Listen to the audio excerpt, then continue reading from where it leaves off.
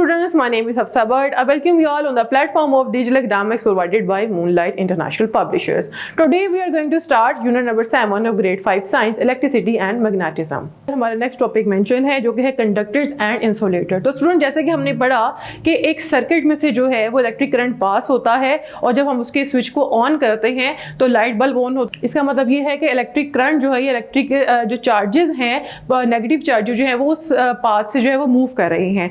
तो स्टूडेंट जैसे ही हम उसको जो है वो ऑफ कर देंगे, स्विच को ऑफ कर देंगे, तो इट मीन्स कि उसमें से जो है वो इलेक्ट्रिक करंट पास नहीं हो रहा। और जब पास होता है इलेक्ट्रिक करंट तो उस सर्किट को हम कहते हैं कि ये जो है वो क्लोज सर्किट है।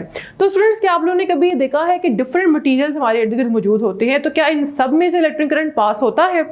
स्टूडेंट हम इस चीज़ को जो है वो कंक्लूड करने के लिए हम एक एक्टिविटी करते हैं जो कि आपके पेज बुक के जो पेज नंबर है 87 पर मेंशन्ड है। तो स्टूडेंट्स आप लोगों ने इलेक्ट्रिक सर्किट के कंपोनेंट्स लेने हैं जिसमें बल्ब है, वायर है, स्विच है और एक बैटरी जो है वो आपको चाहिए। आपने इन सब को जो एक दूसरे के साथ कनेक्ट कर देना है जैसा कि हमने पिछली एक्टिविटी में और आपके जो इस वाली एक्टिविटी है उसको जो है वो आपके बुक में मेंशन किया गया है, दिखाया गया है। उसके अकॉर्डिंग आपने जो भी इलेक्ट्रिक सर्किट है उसको आपने कनेक्ट कर लेना है।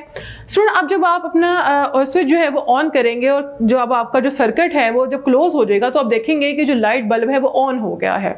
अब स्टूडेंट्स आपने बारी बारी क्या करना है कि एक दफ़ा आपने वुड का जो एक पीस है वो आपने उस सर्किट के दरमियान में अटैच कर देना है। दोनों उसके दोनों साइड पे जो है वो वायर्स को अटैच कर देना है सर्किट की। और जो आपने दूसरा मटेरियल आपने एक मेटल का लेना है बॉक्स या कोई भी आपने मेटल का जो है वो पीस लेना है, उसको आपने उस जो सर्किट है उसमें अटैच कर देना है जैसा कि आपकी बुक में जो पिक्चर है उसमें दिखाया गया है। स्टूडेंट्स अब आपने ऑब्जर्व करना है कि जब आपने दोनों दफ़ा डिफरेंट मटीरियल्स के साथ जब आपने स्विच को ऑन किया, अब आपका सर्किट जो है वो क्लोज हो गया, तो कौन से मटीरियल की मौजूदगी में जो बल्ब था वो ऑन हुआ?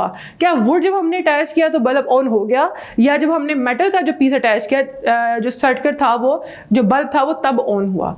तो स्टूडेंट्स हमने ये ऑब्जर्व किया कि जब हमने वुड का जो पीस जब लगाया था तो बल्ब ऑन नहीं हुआ। इसका मतलब ये है कि उसमें से इलेक्ट्रिक करंट पास नहीं हो रहा था, जो वुड का पीस था वो इलेक्ट्रिक करंट कंडक्ट नहीं कर रहा था। और जबकि हमने मेटल का जब पीस लगाया तो हमने देखा कि इलेक्ट्रिक करंट जो है वो पास हुआ है, तभी जो है वो बल्ब जो है वो ऑन हुआ है। इट मीन्स कि जो मेटल का जो पीस है वो क्या कर रहा है, वो कंडक्ट कर रहा है इलेक्ट्रिसिटी को।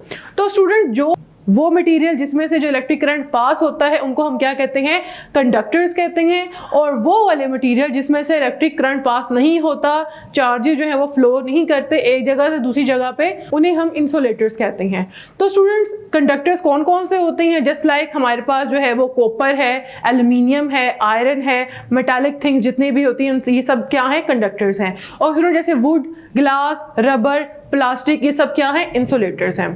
जी तो स्टूडेंट्स उम्मीद करती हूँ कि आज के लेक्चर में आपने बहुत कुछ सीखा होगा। इंशाल्लाह जो नेक्स्ट टॉपिक्स हैं वो हम नेक्स्ट वीडियो में कवर करेंगे। तब तक के लिए अल्लाह हाफिज़।